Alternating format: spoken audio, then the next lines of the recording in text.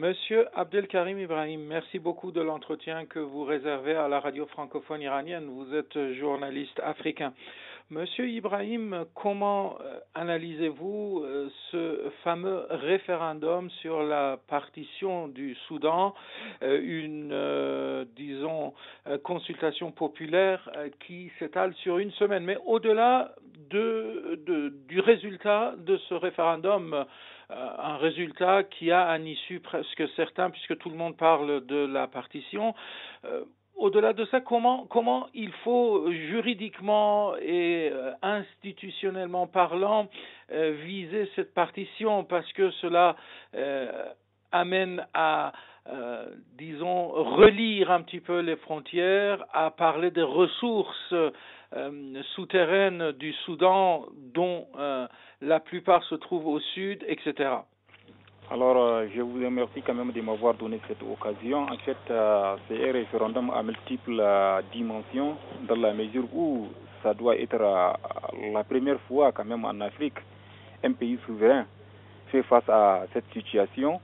Le Soudan, le plus grand pays en termes de superficie en Afrique, va bientôt être déchiré suite à ces référendums.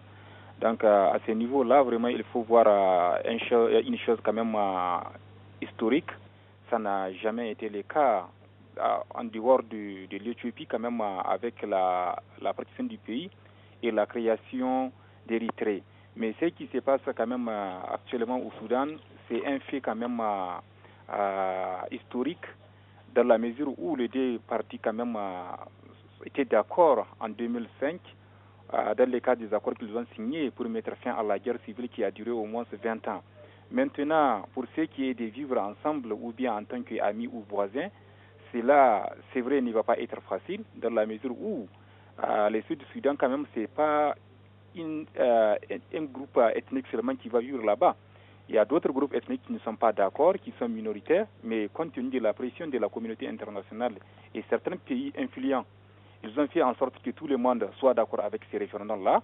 On ne doute pas quand même de ce résultat. Le résultat quand même sera probablement ou bien certainement le oui qui va remporter. Maintenant, vivre ensemble et gérer l'économie et les potentialités de ces pays, c'est ça qui va poser des problèmes, comme vous l'avez dit dans votre question. Et je pense que ça ne va pas être facile pour le nouveau gouvernement qui sera mis en place au Sud du Soudan. Un autre aspect, c'est la gestion du conflit transfrontalier.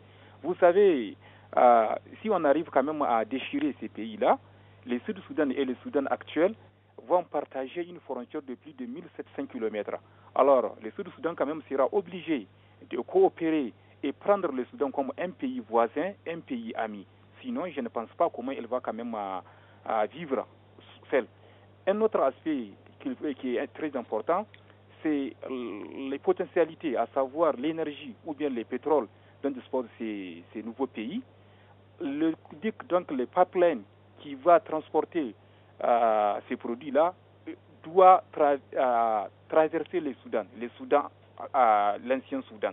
Cela veut dire que le nouveau gouvernement de Juba sera obligé quand même de coopérer avec les régimes de Khartoum, donc de l'ancien Soudan, et à plusieurs niveaux. Un autre aspect, c'est d'autres régions qui sont là, à savoir Abbey, qui entend quand même voter pour prendre une décision, soit d'être avec le Sud-Soudan ou bien avec l'ancien Soudan. Ça aussi, c'est un autre sujet quand même qui est très, qui n'est pas facile quand même à décider. Mais on attend voir avec le temps, après le résultat, et comme ça, on va voir comment ces nouveaux pays-là, qui sera les 54e pays d'Afrique, va vivre.